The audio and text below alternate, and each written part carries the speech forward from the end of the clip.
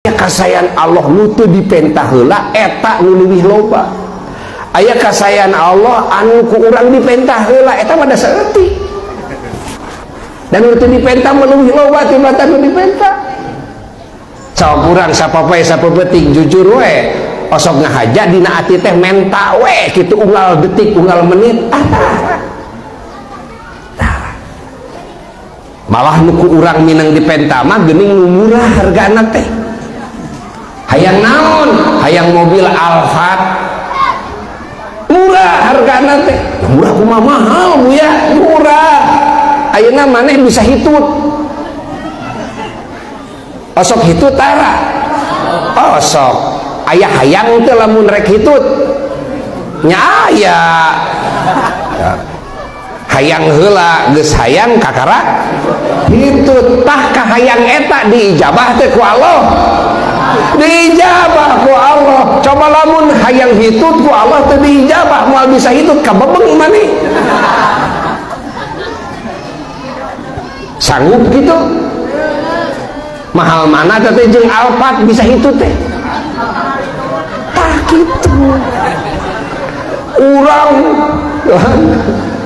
goreng sangka ka pangeran, pangeran teh teu ngaijabah wae tiba heula abdi hayang Alphard, Al-Fatihah deui, Al-Fatihah. Goreng sangka ka pangeran padahal kahayang unggal waktu ku pangeran digubung. Da hirup teh nu inget mah make hayang atuh ngareretkeun. Ieu teh ngareretkeun ieu naon? Bola mata make hayang. Tina hayang heula kabehan lagi usik, hayang heula. Tuluy usik keur usik cicingnya hayang heula. Laras henteu.